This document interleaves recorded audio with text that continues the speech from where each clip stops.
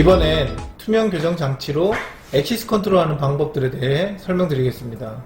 토크 컨트롤은 순설축, 액시스 컨트롤은 근원심으로 힘을 가해 조정하는 것입니다. 액시스란 치아를 정면에서 봤을 때의 장축선입니다. 근원심으로 힘을 가했을 때 이런 움직임이 일어나겠죠. 그리고 셋업만으로 이렇게 액시스 컨트롤 한다는 것은 투명 교정 장치 내면의 엠브레이저와 절단 부위의 힘만으로 컨트롤 한다는 건데 사실상 불가능합니다. 이때는 이런 어태치먼트를 이용하는 방법도 있고요. 아니면 이렇게 버튼과 고무줄을 이용할 수도 있습니다. 이 버튼과 고무줄을 이용하는 방법을 좀 더 자세히 보시면 액시스 컨트롤이 필요한 치아면에 이렇게 버튼을 붙이고요. 장치에도 버튼을 제작해 이렇게 서로 고무줄을 걸어주는 방법입니다.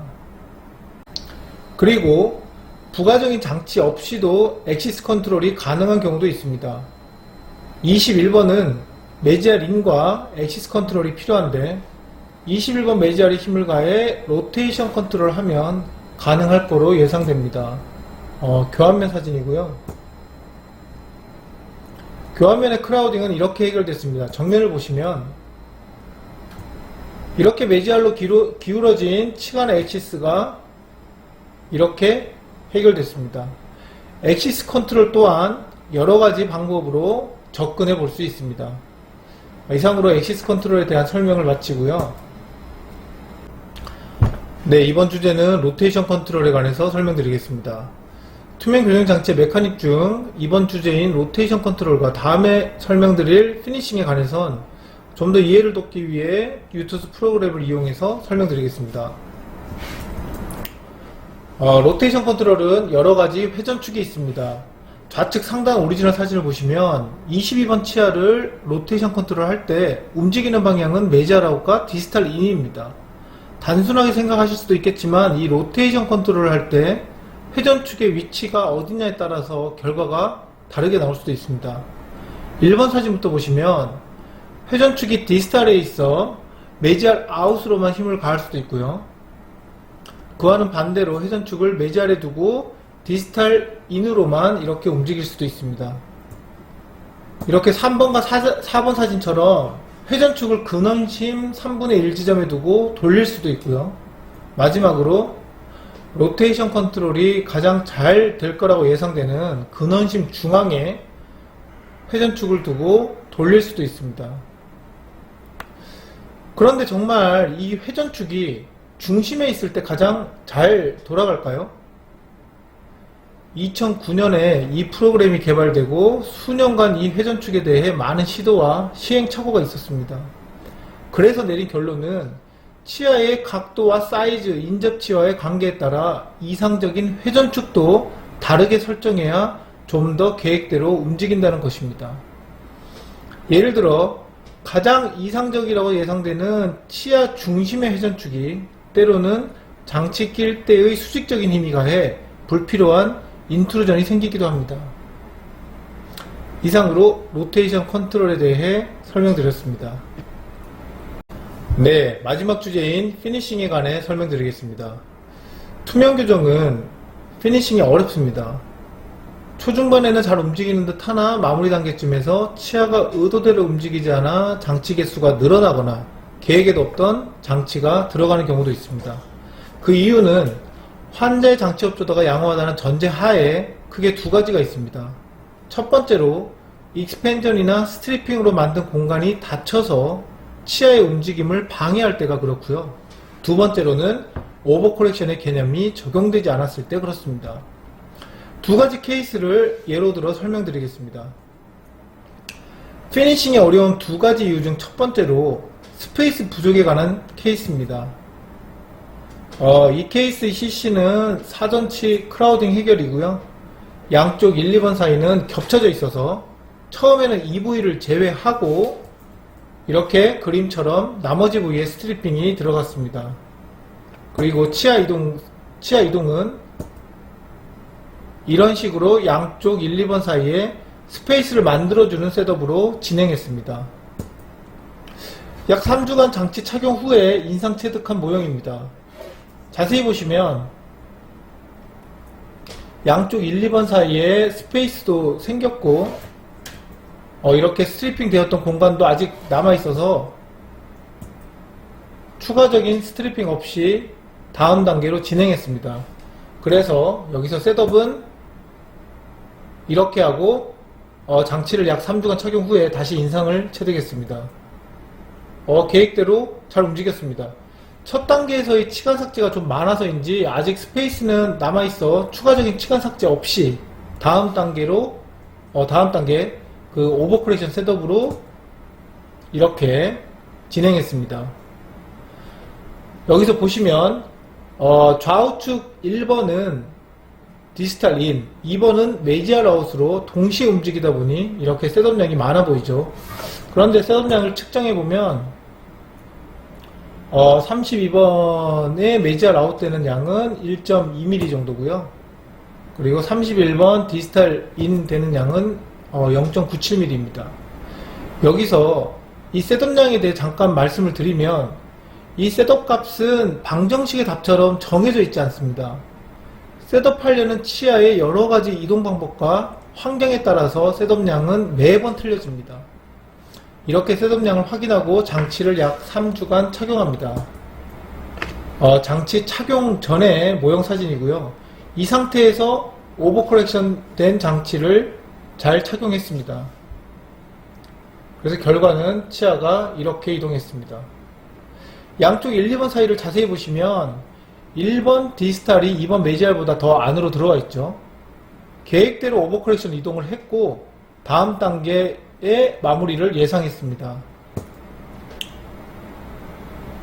그런데 이렇게 31번과 41번 사이를 보니 순측에는 스페이스가 있으나 설측에는 보시는 것처럼 이렇게 스페이스가 부족해 보입니다. 걸려 있죠. 그래서 장치가 들어가기 전에 스페이스 체크가 필요하고 마무리가 예상된다는 내용을 미리 보내드렸습니다.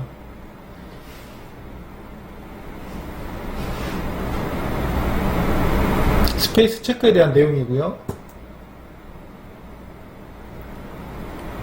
특히 31번과 41번 사이 링고 메주얼 면에 스페이스 체크가 필요했습니다. 그래서 마무리 셋업으로 이렇게 진행하고 약 3주간 장치 착용 후에 모형이 다시 왔는데요. 31번과 41번은 더 틀어져서 왔습니다. 좀 더 자세히 보시면 아직 이 부위의 형태가 라운드하지 않고 각이 져 있는 형태로 스페이스가 부족해 치아 이동을 방해하고 있습니다. 그래서 다시 스페이스 체크에 대한 내용을 보내드리고 추가적인 장치가 제작됐습니다. 셋업 전 사진이고요. 이렇게 다시 오버코렉션 셋업으로 진행하고 장치 착용 후에 모형이 다시 왔습니다. 배열은 거의 마무리됐지만 아직도 중절치 사이의 공간이 균일하지 못해 두 번째 추가적인 장치가 제작됐습니다. 다시 스페이스 체크가 필요한 내용을 보내드렸고요. 과정을 다시 정리하자면 이게 처음 오리지널 사진이고요. 양쪽 1, 2번 사이에 공간을 만들기 위한 장치가 들어갔습니다. 이렇게 1, 2번 사이에 스페이스가 생겼고요. 이 사이의 공간을 이용해 이렇게 31, 41번을 설치 기동하고 2단계에서 오버코렉션을 해서 처음과는 반대로 32번, 42번 메지알이 나가게 오버코렉션 됐고요. 이제 마무리를 해야 되는데 스페이스 부족으로 한 단계 더 제작이 되고 배열은 마무리지만 스트리핑 된 치아 형태 때문에 한 단계를 더 진행했습니다. 이처럼 투명 교정에서의 치간 삭제는 중요한데요. 단순히 공간을 만들기보다는 치아가 계획대로 움직이는데 방해되지 않게 형태를 만들어줘야 합니다. 사진에서처럼 이렇게 치간 삭제가 각지게 되면 로테이션 컨트롤 할 때 조금만 움직여도 공간이 닫혀 거의 매번 스페이스 체크와 치간 삭제가 필요합니다. 그럼 토탈 치간 삭제량은 많아지겠죠. 그래서 이런 라운드한 형태의 치간 삭제가 되어야 하고요. 그리고 혹시 징지바 부위에서 걸리지는 않는지, 절단에서 징지바까지 균일한 스페이스가 있는지 체크하는 게 매우 중요합니다. 두 번째로 피니싱이 힘든 두 번째 이유로 오버코렉션에 관한 케이스입니다. 사전치 크라우딩이 CC인데요. 여기서 30일, 40일 메지알 아웃이 필요해 보입니다. 제가 앞에 투명 교정 장치의 탄생 배경 중 치아 사이즈에 관해 말씀을 드렸는데요. 다들 아시겠지만 전체 치아들 중 하악 전치부 사이즈가 가장 작습니다. 특히 하악 중절치는 근원심 폭경이 작아 치간 삭제로 근원심 폭경을 줄이면 투명 교정 장치로 로테이션 컨트롤 할 때 좀 더 많은 시간이 걸립니다. 그래서 저는 31번, 41번 사이에 스트리핑은 가능하나 익스펜전으로 공간 확보를 하고 그 공간을 이용해 30일, 40일 메지알 아웃 로테이션 컨트롤을 계획했습니다. 그래서 이렇게 익스펜전으로 1, 1번 사이에 스페이스를 만든 후에 31번과 41번의 메지알 아웃과 양쪽 1, 2번 사이의 스페이스 확보도 같이 진행했습니다. 그 결과 이렇게 중절치 메지알 아웃과 1, 2번 사이, 좌우측 1, 2번 사이에 스페이스가 생겼고요. 이 공간들을 이용해 사전치 로테이션 컨트롤로 진행했습니다.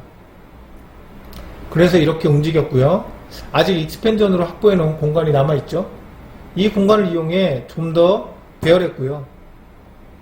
이제 전치부 배열도 거의 마무리되고 익스펜전으로 생긴 스페이스도 거의 없어졌습니다. 마무리를 위해 이렇게 미비한 부분은 사전치에 스트리핑을 한 후에 오버코렉션 배열로 진행했습니다. 셋업 전 사진이고요. 최초 디지털 아웃되어 있던 30일, 41번은 처음과는 반대로 이렇게 디지털 인덱에 오버코렉션으로 진행했습니다. 그 결과 이랬던 치아가 이렇게 마무리됐습니다. 여기서 이런 질문이 생깁니다. 투명 교정으로 마무리할 때 중요하다는 이 오버코렉션 셋업량은 얼마가 돼야 할까요?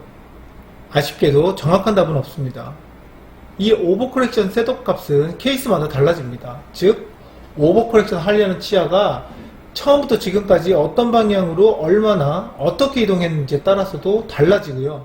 지금까지의 치료기간과 인접치와의 관계도 오버코렉션 셋업량에 영향을 줍니다. 지금까지 투명 교정 장치의 메카닉에 대해 말씀드렸는데요. 요약을 하자면 많은 시행착오를 바탕으로 무엇이 되고 무엇이 안 되는지를 정확히 알고 투명 교정 장치를 제작하는 게 중요합니다. 좋은 투명 교정 장치를 선택하기 위해서는 단지 무엇으로 제작하는가 보다는 누가 무엇으로 제작해서 어떤 결과들이 있었는가로 접근해야 됩니다. 이상으로 투명 교정 장치의 메카닉에 대한 설명을 마치겠습니다. 지금까지 경청해 주셔서